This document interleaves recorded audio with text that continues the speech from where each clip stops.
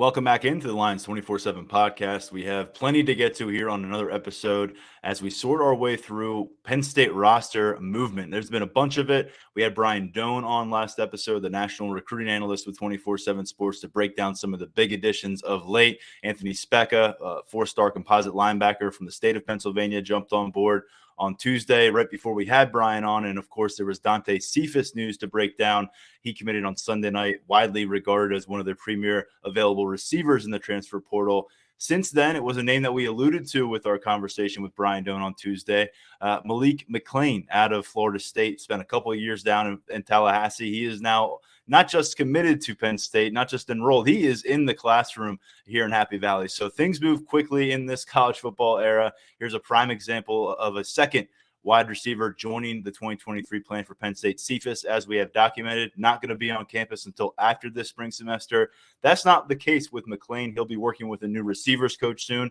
He'll be trying to make an impression in 15 spring practice periods come March and April. And to get a better impression of what Penn State gains with this addition, we bring in Brendan Sonnone, who covers the Florida State Seminoles down in Tallahassee for 247 Sports. And Brendan, I know you are busy. The transfer portal cycle has been huge for the Seminoles. A lot of focus on what they've brought in. Of course, McClain is one of those outgoing players, and we're just getting to know him here in Happy Valley. So we thank you for lending your perspective. Yeah, for sure. Thanks for having me. Yeah, the transfer portal business has been a booming for Florida State, but a lot of good players coming in. You're going to lose some as well. Malik McClain is a good player that Florida State definitely lost. We're going to jump into a lot about what Penn State has brought in a little bit later here on the episode with our recruiting guy, Tyler Calvaruso, but we're going to focus in on McClain with you, of course. And let's start with just generally, how would you kind of summarize those 2 seasons that he spent down at Florida State? 25 total games appeared in, 9 starts as a true freshman in 2021. Very solid. Yeah, so he was a fairly high commodity for Florida State. They were at the verge of losing him to Ole Miss late in the recruiting process as a high-end 3-star, low-end 4-star. I'm trying to remember. I think it was a low-end 4-star. That's what he finished at in the composite ranking, but a coveted prospect nonetheless, and someone that they really wanted. And honestly, when he came to Tallahassee, there were people inside the program that spoke so highly of him to where they thought this is kind of a two-pronged deal here, but one, Florida State's talent on offense was pretty diminished early on in the Mike Norvell era. And so they thought that Malik McClain would have a chance to be the first skill player who would be an NFL draft pick among the guys who were on the roster in 2021. So they brought him in. They thought highly of him. He ended up carving out some playing time for himself early on in his career. He played a lot as a true freshman. Never took a huge jump forward in year 2. The wide receiver room got more crowded as they brought in some transfers. But Malik was always very solid. Did a lot of things really well. I know we'll get into it a little bit more, but just a very solid, reliable player for FSU through his first 2 seasons of college football. And looking through what he was able to accomplish down there, the numbers aren't gaudy, but he played quite a bit of football, 33 catches, 396 yards, 5 total touchdowns in 25 career contests in a Seminoles uniform. When we kind of look at the initial reaction around here in Happy Valley, a lot of people pay attention to that size. Listed last season at 6'4", right around 200 pounds. A lot of teams covet that kind of size at the receiver position. It was a need for the Nittany Lions. How does he use that size based on what you've seen? Is he a guy that is an intimidating physical presence? Because not all 6'4" long receivers are that out on the field. So the size, to me, there's 3 different factors here when you talk about Malik McClain's game. First off, I think his deep speed is pretty good for a guy with that's a bigger framed wide receiver. He can get going vertically. Not at an elite level, but at a good level, enough to where you're going to have to respect him. You probably won't be able to leave him one-on-one because he's big enough to get off of press coverage, and then he can stretch the field vertically. It's much kind of like a long strider type of deal. So he has that. That's an asset to his game. That's something that a good coordinator can definitely take advantage of. Number 2 is red zone presence. And that's an area to me that I think can get better for Malik McClain, but you see glimpses of it for sure. Go back to Boston College, I think it was, in 2021, 2 seasons ago. And there's a really impressive red zone catch, like a back shoulder fade type of deal where you see the size and the ability to adjust to the ball.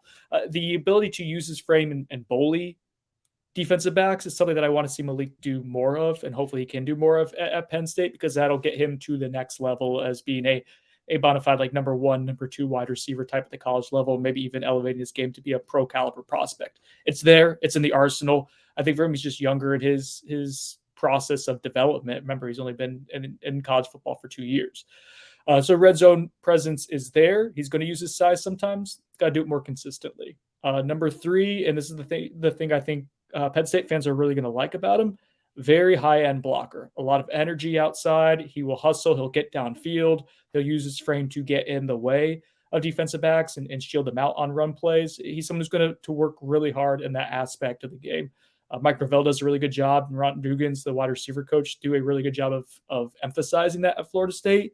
I think Penn State's going to benefit a lot from a guy who's been coached well in that regard, and someone who, frankly, just he likes blocking. He does a good job of it, seems to take pride in it. So you guys will have that to look forward to as well. He'll be able to contribute in that aspect, certainly.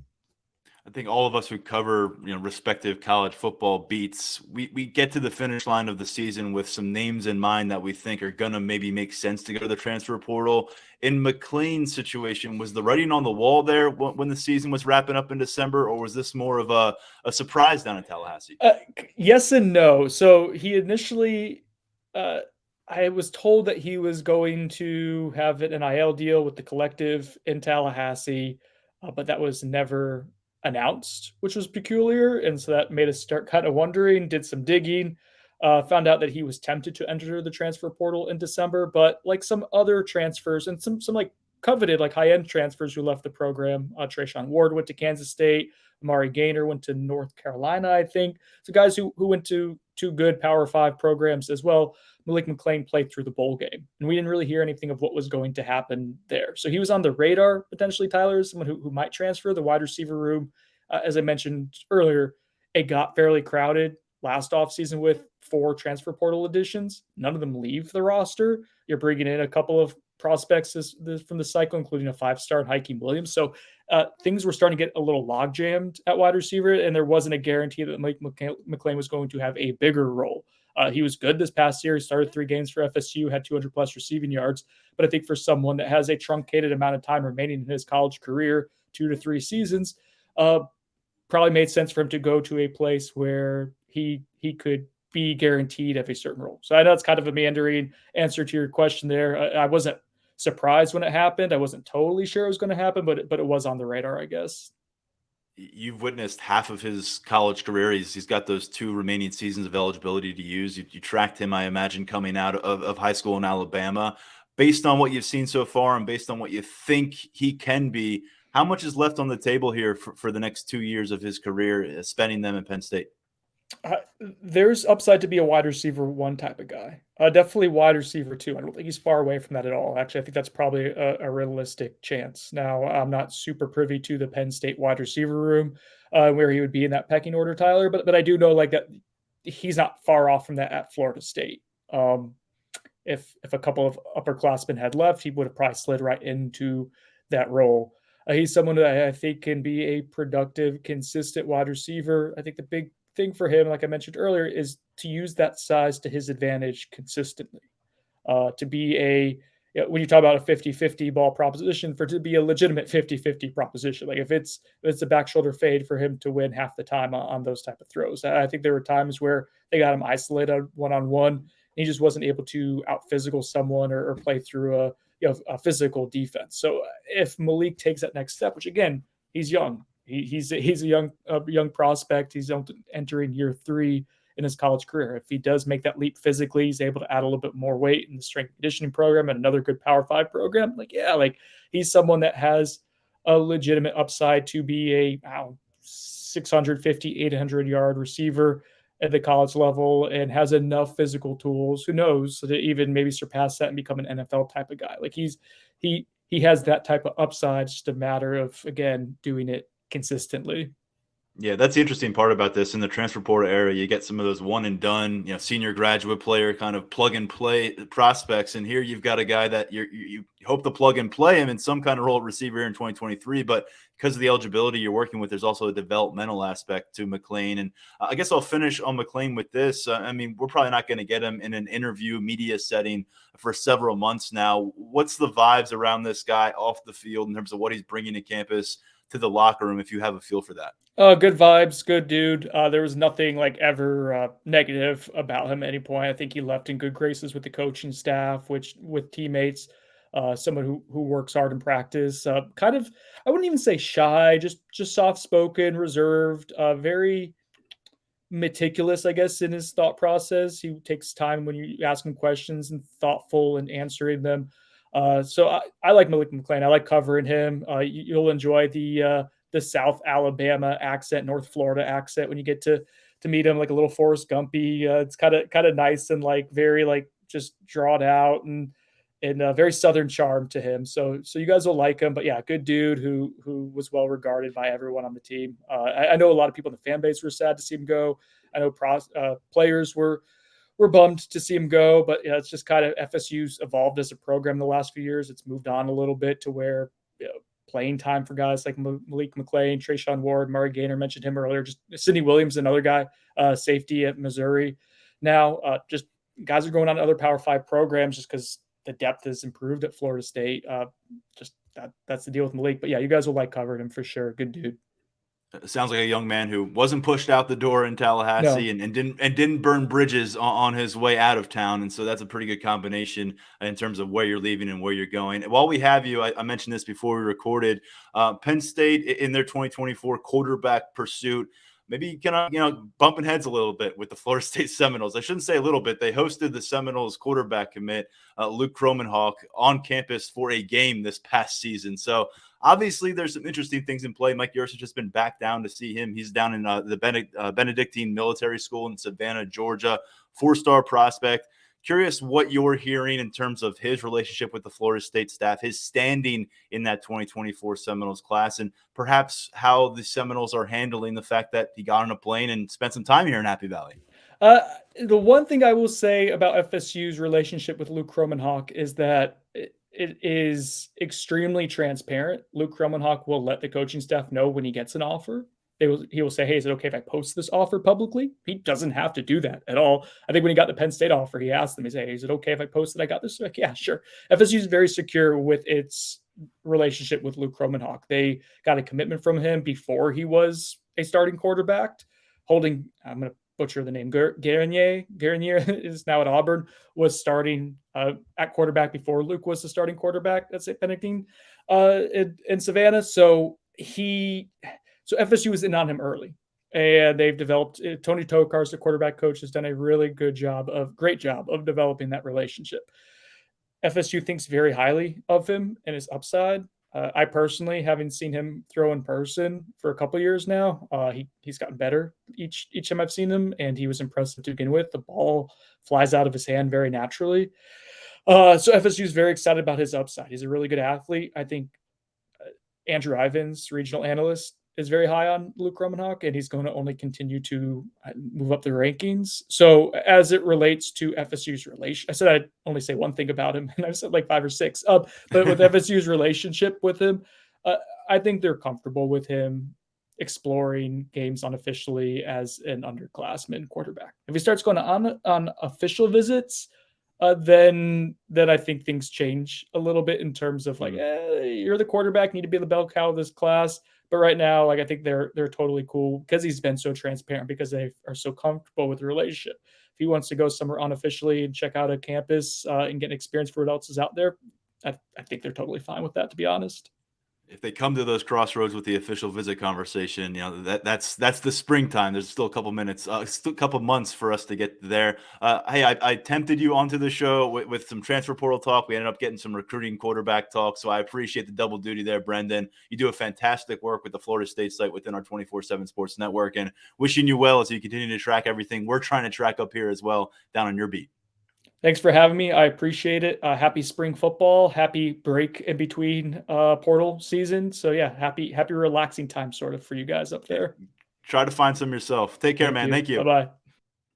All right, good stuff there from Brendan. And I know Penn State's very excited to not just have Malik on campus this spring, but have him ready to compete for a new wide receivers coach. There was talk about Cephas coming in after the spring. I know some people were a little let down by that, but to get McLean here and active and running routes on your field with your young quarterbacks, major step forward for this offense, and really right down to the wire here in terms of being able to get a fit at that position on campus and working with this team.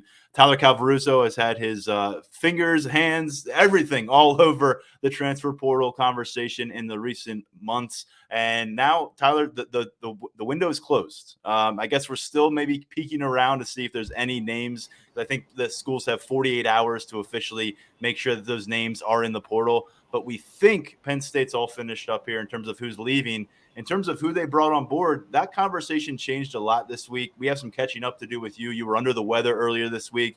Brian Doan did a lot of heavy lifting on our Tuesday show, but you're back. We're happy to have you. Happy to be back, man. I wanted to be on Tuesday's show. I was hoping I was going to be good for that, but I'm back and we got a lot to talk about. So that's right.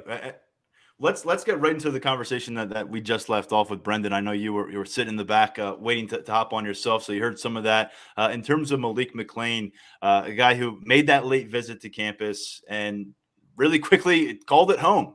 It decided he wanted to be here, and it happened fast. He's already on campus. He's already preparing for winter workouts and spring practices. Talk us through the process from your perspective and the impact of not just getting a second wide receiver transfer on board, but getting a second wide receiver transfer who's going to participate in the months ahead.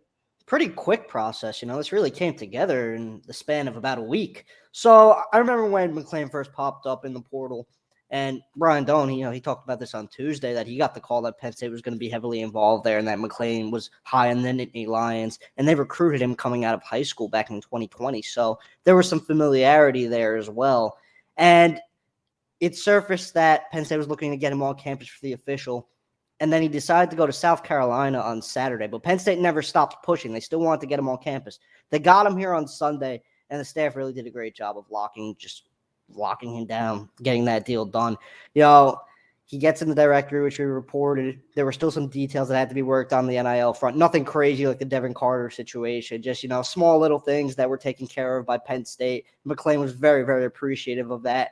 And this was really just a perfect storm for the Nittany Lions. McLean, for a guy this good to pop up in the portal and for Penn State to be able to go in and close the deal so quickly and wind up with a second really good receiver after Dante Cephas. And there was so much talk about Penn State kind of failing with its pursuit of wide receivers in the portal. And then you end with Cephas and McLean. It's like, what were we talking about for all these weeks? So great job by the staff to close strong with McLean. All of it came together in really swift fashion, and Penn State really just pushed all the right buttons with the Florida native. And it seems like he just seems like such a high character guy from everything you hear about the people in Tallahassee. He just seems like someone who's going to fit on and off the field with the Nittany Lions.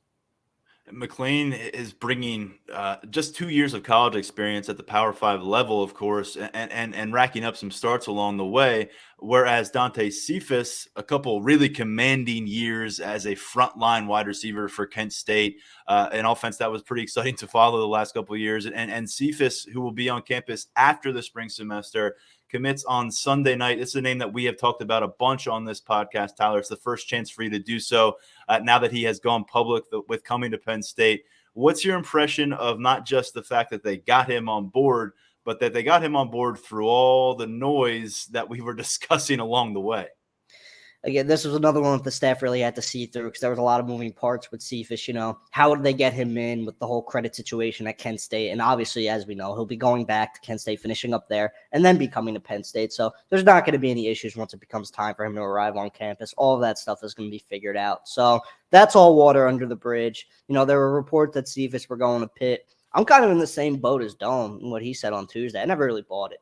It just felt like Penn State was always on top in this situation. I know he visited elsewhere. He was on Pitt's campus multiple times. He made it out west to check out UCLA. But it just felt like if Penn State really, really wanted Cephas, it was going to get him, and that came to fruition. And Terry Smith deserves a lot of credit for that. We see all the work that he does in Pittsburgh. Cephas being a Pittsburgh kid at Penn Hills, this was another really perfect storm for Penn State. And we talked about going out and getting weapons and guys for Drew Aller to work with. Now we're talking about Cephas as a potential number one when it's all said and done, in my opinion. I think he has that kind of talent. We've seen it with the big season he had at Kent State. We saw it last year, even though he was banged up and Kent State was going through what was pretty much an offensive rebuild. He was still able to perform well and have some monster games. So the talent's there. He could stretch the field. He could do a lot of different things in this offense. So Penn State really excited to get him on board officially after everything that was going on. So they're just really thrilled with that, and counting down the days for him to get to campus, really. You all remember that Ohio team that Penn State played in week 2. Well, Cephas played against them too. He had 13 catches for 250-plus yards at one point. I think he had 9 100-plus yard games in the last couple of seasons with Kent State. So a lot of track record, granted at the group of 5 level, but you're bringing him on board for this quarterback and Drew Aller that everybody thinks the world of. All of a sudden, you got a couple potential starting caliber wide receivers in this group. And we've talked a lot about the young upswell of young talent at wide receiver that a new coach is going to work on cultivating. But the tight end room is well stocked despite losing Brenton Strange. The running back room, we know maybe the most formidable tandem of rushers in the country in Singleton and Allen. So you think about an enviable spot for a young quarterback to step up to. Oh, by the way, Tyler Calvaruso, he's got 6 offensive linemen who started at least 5 games during the 2022 season. So Drew Aller, Mike Yursich and company are making sure that he has all the tools he could possibly need around him. And I think you made a great point.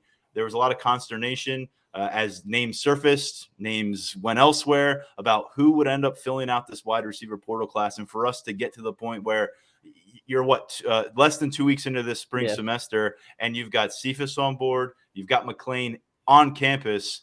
I mean, that is as positive of an outcome I think any of us could have predicted. And oh, by the way, you fired your wide receivers coach on Sunday. So what are you hearing on that level? Because you're talking to wide receivers at the high school level. We're talking about wide receivers at the transfer level. And yet the guy who is going to be leading that room is still TBD publicly right now because Penn State is working through that process.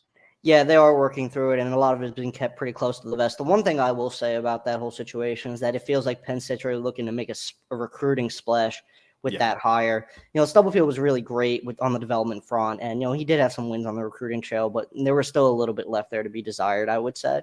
And, you look back to this past cycle, Carmelo Taylor being the only guy to sign. Penn State has wanted to add at that position, and they will really want to go out and get a dynamic recruiter. So I don't anticipate this one dragging on for, really that much longer. I don't think it's going to be a situation that goes weeks and weeks and weeks where we're still sitting here discussing who the next wide receivers coach is going to be. Because obviously, you're getting these guys on campus for junior day. You want to start building these relationships. You want to get someone in place. You talk about making a recruiting splash. The best way to do that is familiarize the new wide receivers coach with the top 2024 targets as soon as you possibly can. So I would say James Franklin is on the hunt for a guy who could really dominate on the recruiting trail. I think if Penn State could find a guy who could do that, they could really take their recruiting to the next level just because they've really been able to get it done at every other position. We see it every cycle. And, they have been able to get it done at receiver too, but they want to take things up a notch. It's like what we've been saying about the wide receiver room itself this offseason.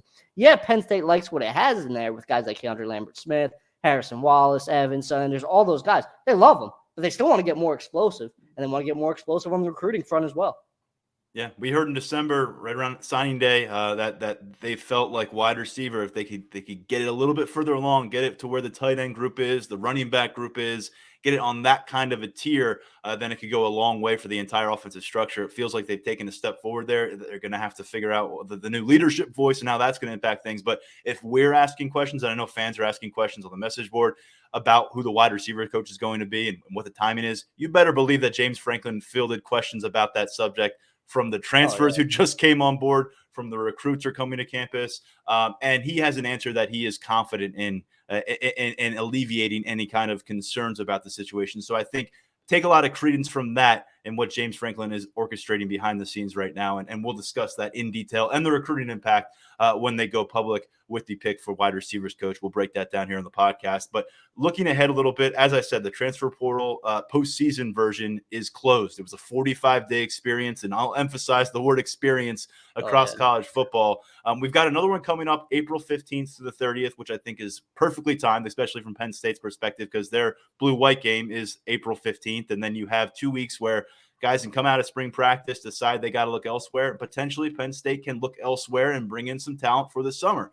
There's a lot out there, but just focusing on what we've seen the 45-day span here, a couple specialists come on board. Storm Duck comes on board at cornerback, and then you've got the 2 wide receivers that we just saw join this group this week. What's your overall impression of Penn State's efforts?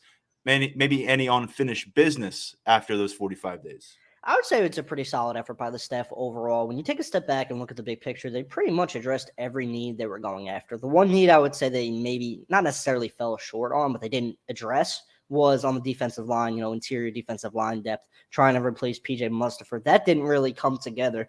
But at the same time, if you look at the guys that they were involved with and missed on, if you want to say that they missed on some guys, how much better is it than what they already have in-house? Right now you have Devon Townley coming back as well. That's a guy who could bulk up and really play on the interior. I think that's kind of the expectation with him.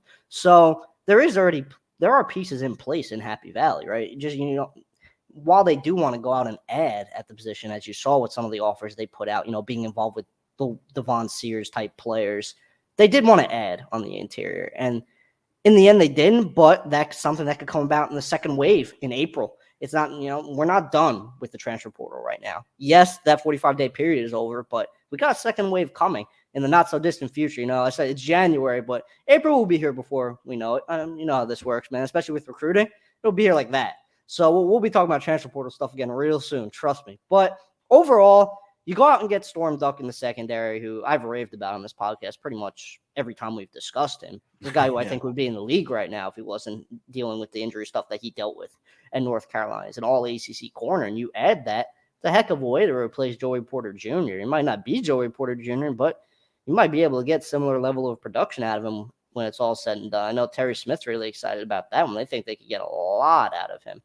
And you can't say enough about what they did at receiver. We could rave about that too all podcasts. It's just Cephas and McClain. That's a pretty good one too. And I like the specialist additions as well. I think Riley Thompson and the kicker from Columbia, whose name is escaping me right now. Alex Felkins. Yeah. I went and I looked at Felkins and I watched some of the highlights and I just looked at his track record. And I'm like, this guy's pretty freaking good.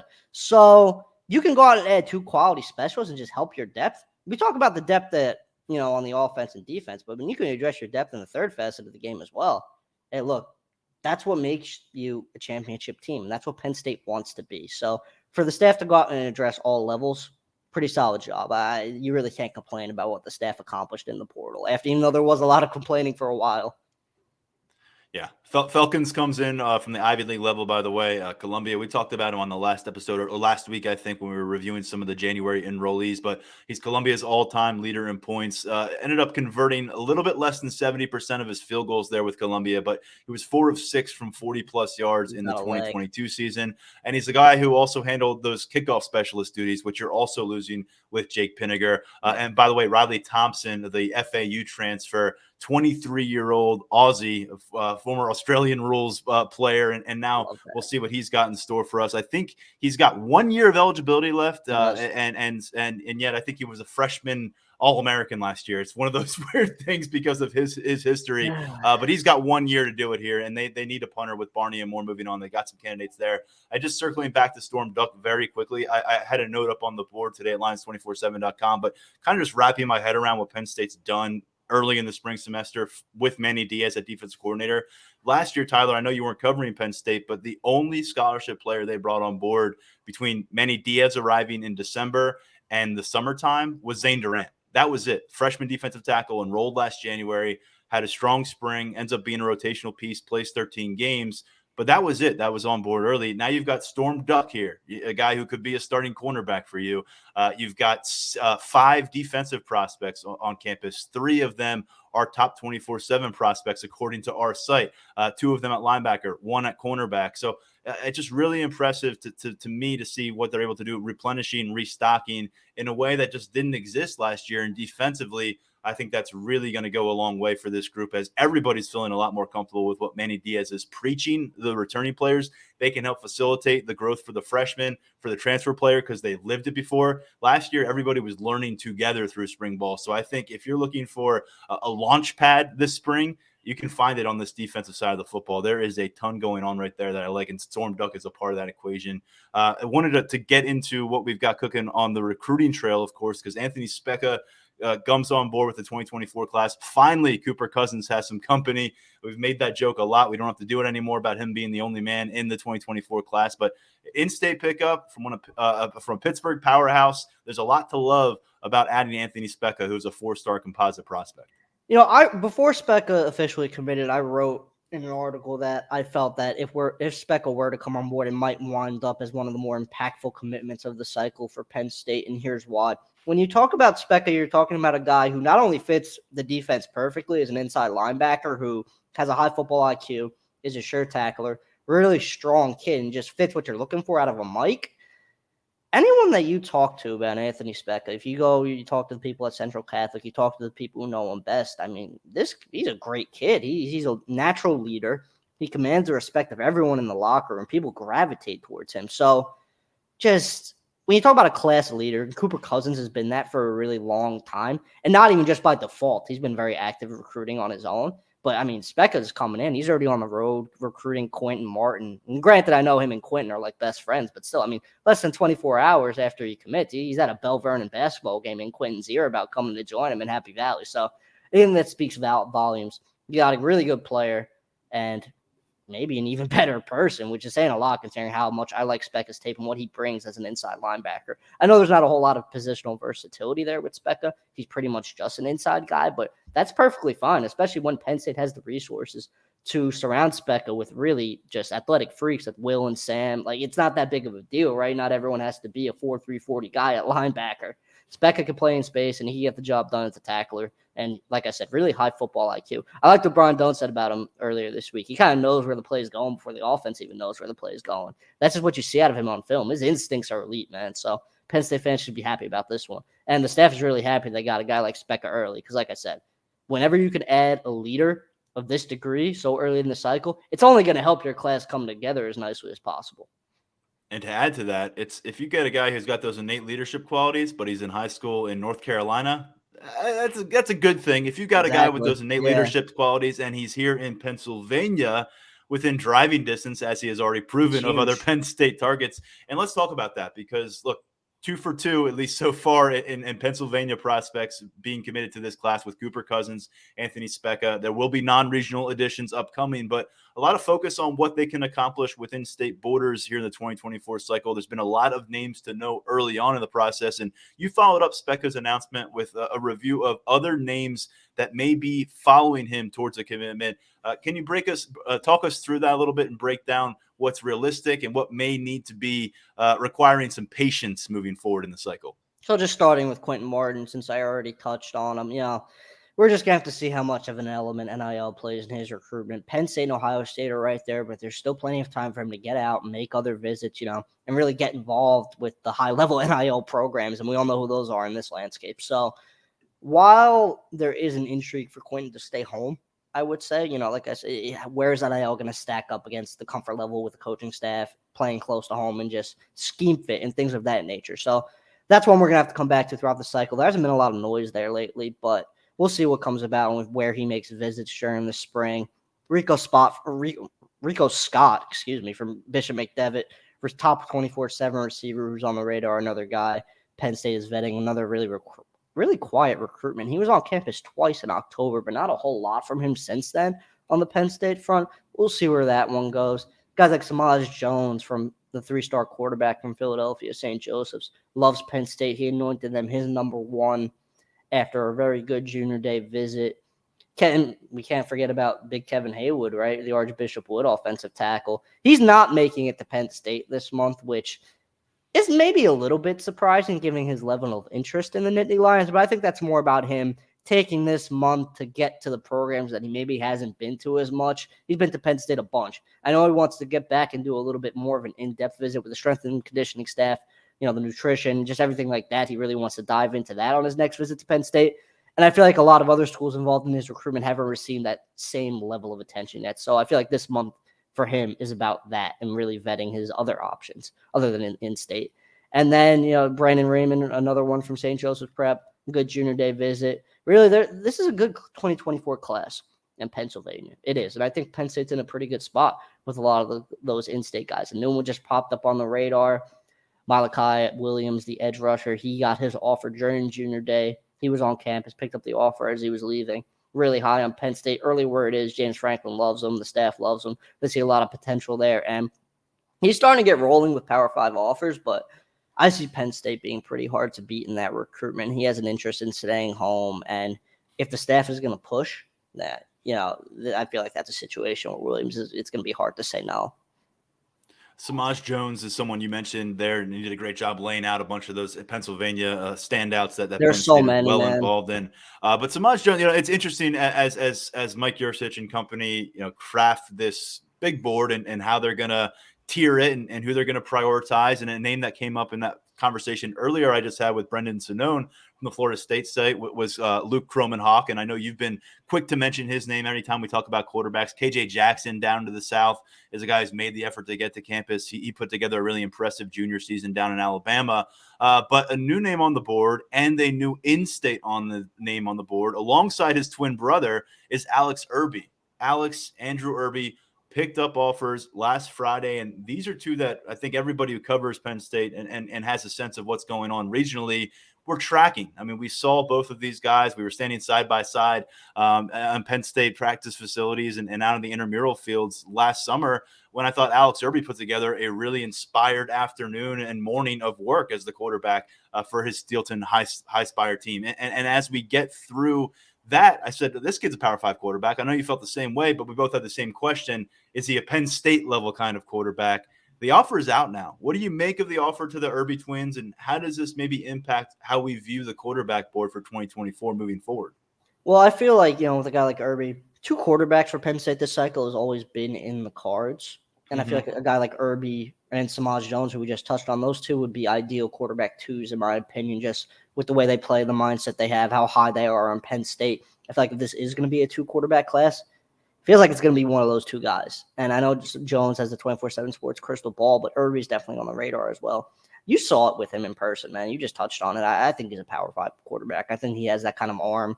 I think he has that kind of vision back there. He didn't really make a lot of bad reads during that 7-on-7 during the summer where he led Steelton High Spire to a pretty high placement in that tournament against some pretty good teams, right? Roman Catholic was out there. Our Lady Good Counsel from Maryland was there. And Irby held his own against them. And then he followed that up late in July with a really strong camp performance that I was able to see in person. I thought the ball popped out of his hand. I thought he had a nice touch on his deep balls. I think he's a good player, and I do think he's a Power 5 quarterback. Will that be at Penn State? Well, now it's a possibility that offer's out there, but this is going to be a situation that we're monitoring really closely. Is it going to be Jones, or is it going to be Irby, or is it going to be another guy we're not even talking about right now, right? Because, they just offered Anthony Maddox out of Mississippi. That's a new name to know. They have an offer out to the Texas Tech commit, Will Hammond. That's a name to know. So there are a lot of guys that, we haven't really dove too deep on because guys like Jones and Irby are at the forefront of the conversation as in-state guys. And, we know how Penn State's philosophy is with that. They don't really offer in-state guys unless they're all in on going after them. And there are a bunch of reasons behind that. So Irby's got that offer. Now we just got to see where he falls on the board when it's all said and done. And to reinforce what you just said, how rare is that to see Penn State put out the in-state offer? Well, Bo Pribula, who signed in 2022, was the first in-state quarterback to sign with the Nittany Lions since 2010. So a dozen years go by, and it's not like cycle by cycle Penn State's missing on the top quarterback in the state.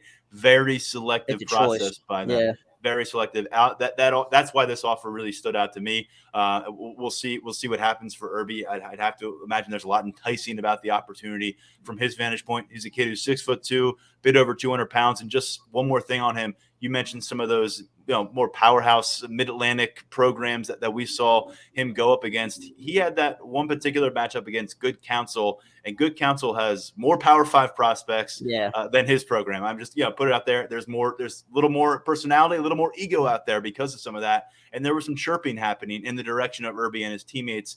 And I saw a quiet confidence that ultimately, once he started making some plays, carried over into some verbal confidence in what he was giving back to some of those Good Counsel players. That to me stood out because I've seen some really impressive athletic quarterbacks who can rip it and really check off a lot of boxes, but you see them get in a competitive atmosphere, get outside of that comfort zone a little bit, get away from their high school field, and they can fold up, and you can see that. And in this case, it's always dangerous to take too much from one anecdotal situation, but I really like the way Irby responded to that environment, especially knowing that Penn State coaches were riding around their golf carts. He's trying to make a strong impression. I'd like that he did not back down at the quarterback position. I thought that was important to see. Just generally looking up to this weekend, the next opportunity for Penn State to host a bunch of prospects. There are a couple more weekends in line this month. As Brian Doan alluded to, Penn State's trying to make the most, 3 straight weekends, getting recruits to town.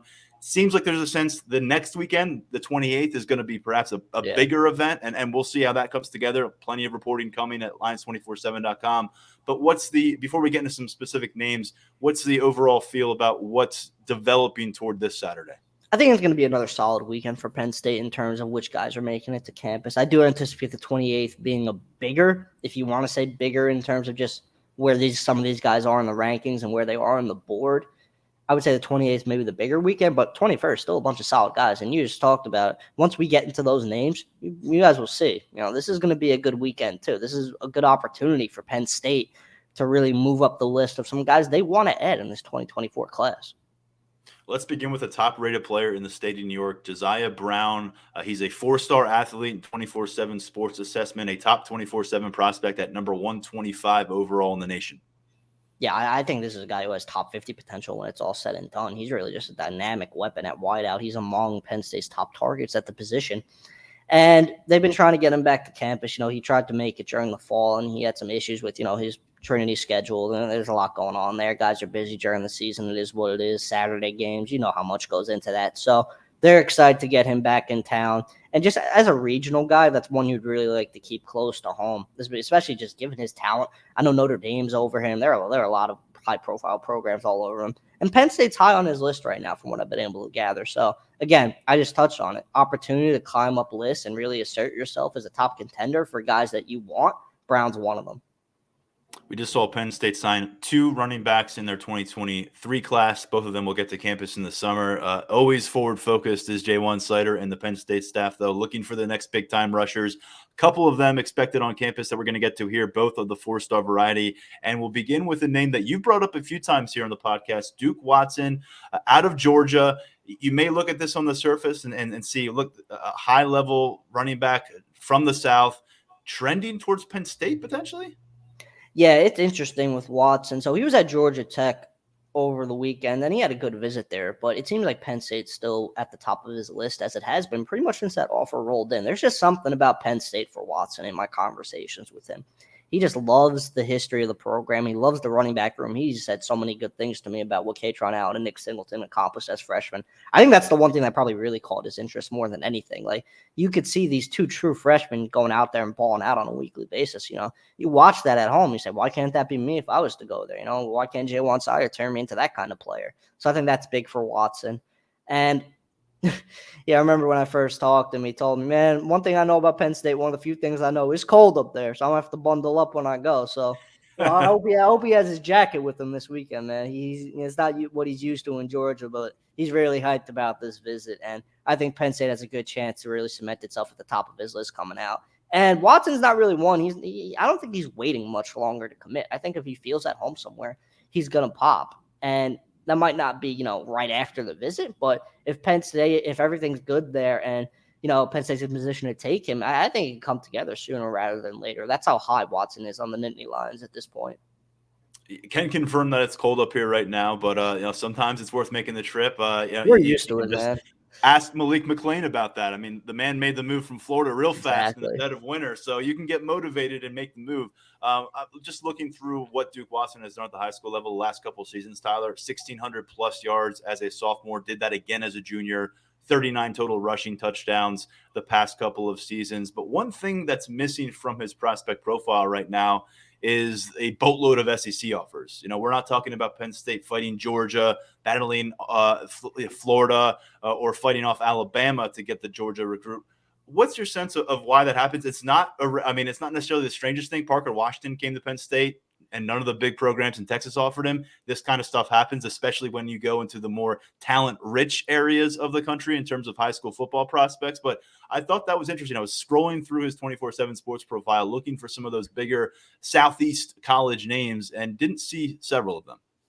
Yeah, man, it's just one of those things where, he doesn't necessarily play at a Georgia powerhouse. There aren't necessarily as many eyes on him as there are other guys. It just, it comes down to the depths of the evaluation that these staffs make. And programs like Georgia, LSU, Bama, their running back boards are stacked with guys who are, high 4-star, 5-star guys from the South. So for Watson, as good of a player as he is, it's tough for him to break through in some instances. And that's not a knock on him. That's just how recruiting works sometimes, I feel like if his recruitment goes on longer and longer, where he is uncommitted, and maybe some other running backs come off the board for some of these high-level SEC programs, he could get that offer. He's that kind of player. He's good. He's a 4-star level player, in my opinion. So, like you said, you touched on with Parker Washington. It's just sometimes this stuff happens. Guys just fly under the radar. I remember when I was covering Boston College, there's this linebacker, Trevin Wallace, who wound up climbing into the top 100 by the end of his recruitment. He ultimately wound up at Kentucky, but it took a really, really long time for programs to, center on him. And he was an elite level high school player in the heart of Georgia. So it's tough. It just happens to some guys sometimes. And there was another name I was going to get to here, and you have him reported as coming here, but things move quickly. And Anthony Carey, I've seen, at least as of yesterday, putting out there that he'll be at Miami this weekend. So a top 24/7 Florida running back. I know he just told you a few days ago it was going to be Penn State. This is kind of where we're at with guys making decisions. Correct me if I'm wrong. I was just doing a little bit of homework on him before we got into the conversation, and I saw that he popped up as confirming he's heading to Coral Gables on Saturday. So I guess this one may be an adjustment. Yeah, I realized that just before we hopped on. That's Florida recruiting for you, man. Yeah, I'm sure he has an interest in Penn State. I know that in just talking to people familiar with his recruitment. So it wouldn't surprise me if he makes it to campus maybe on the 28th or, sometime later in the spring. I don't think this necessarily shuts the door for Penn State or anything like that. But yeah, it was looking like he was going to make it this weekend. That's obviously not going to be happening now. So he'll be staying a little bit closer to home. He won't be joining Duke Watson with his jacket this weekend. So no, so I was wrong about that one, but in teasing the two running backs, but we have a lot more to get to. And by the way, Carey picked up an offer in January of 2022. He's been on the radar for a while out of Carrollwood Day in the Tampa area. But one name, again, getting back to the Pennsylvania prospect scene now, Amelia Agard. We've heard about him for years now. He was one of those players who surfaces as a freshman with Power 5 offers. And when you play at a school like St. Joe's Prep in Philadelphia, you're not going to be walking away from that spotlight anytime soon. Where is he right now in terms of Penn State's assessment? He's a guy who's dropped the 3-star status in 24/7 sports. He's still a 4-star in the composite, but certainly the complexion of his prospect profile has evolved since those freshman offers. There are questions with Agard, and I would say none of those questions really center around the quality of the player himself.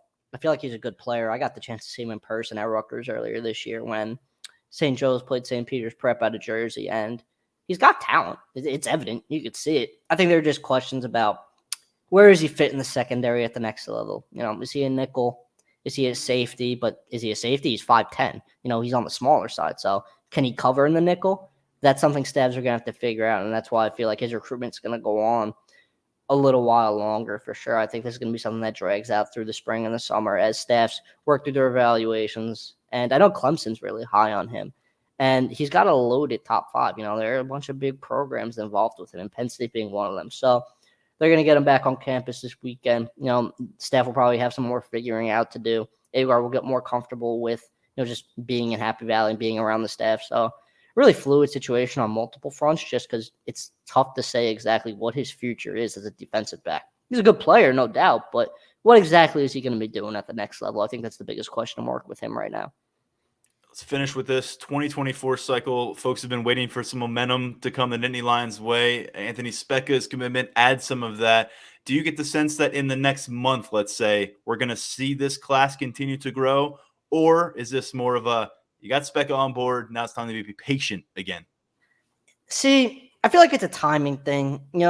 I think Penn State definitely has momentum after this commitment. And could that lead to some other guys getting on board? I think it's definitely possible. But I just feel like we're seeing more as we move further and further away from the COVID shutdown where guys couldn't make visits and recruiting, was kind of turned on its head. As we move further and further away from that and we move back towards a more traditional timeline, I just feel like so many more recruits are inclined to take their time and go through all their spring and summer visits and then make a decision. So while Penn State's momentum is now after the Speca commitment, that could also carry over into the spring and summer as well, right? Speca's going to be talking to guys. Cooper Cousins is going to be talking to guys. They're going to be preaching everything that, that led them to commit. So are we talking about a rush of, 5-6 commits right now? No, probably not. But, come the spring and the summer, that momentum could still very much be here. It's not something that dies out necessarily. So It's a good get. You got two guys who are really high-quality guys, and they're going to be leaders in that class. And they're going to be pushing guys to stay home. So as long as Penn State stays fresh in the minds of a lot of these guys, there's going to be momentum, and there's going to be a chance for them to close on a lot of their top guys, especially the in-state ones. And it doesn't hurt that every single time people are talking about the 2023 college football season, it feels like Penn State's going to be mentioned as one of those teams to watch with players to watch. And that momentum is going to be unavoidable right now, which is a good thing if you're the Nittany Lions and out there on the recruiting trail. It's not going to hurt you in any way, shape, or form. We've got some loose threads still hanging out there for the 2023 cycle. Not much more in the offensive line conversation, but we'll be keeping tabs on that at Lions247.com here in the coming weeks. Still have the February signing day. But as we've alluded to a bunch of times, 2024 at the forefront. Great job breaking down that group. Circling back to some of the transfer portal conversations that we were sorry to have you miss early in the week. Tyler, keep killing it. Lions247.com. Always great to get you on the podcast. Great to be back, man. All right, talk to you soon.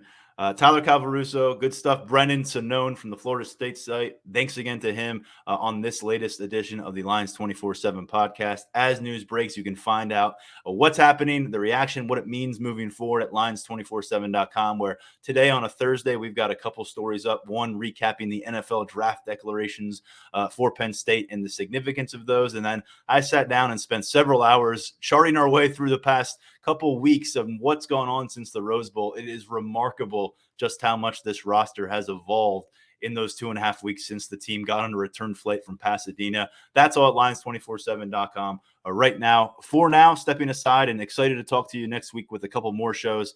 I'm Tyler Donohue. Thanks for tuning in to the Lions247 podcast.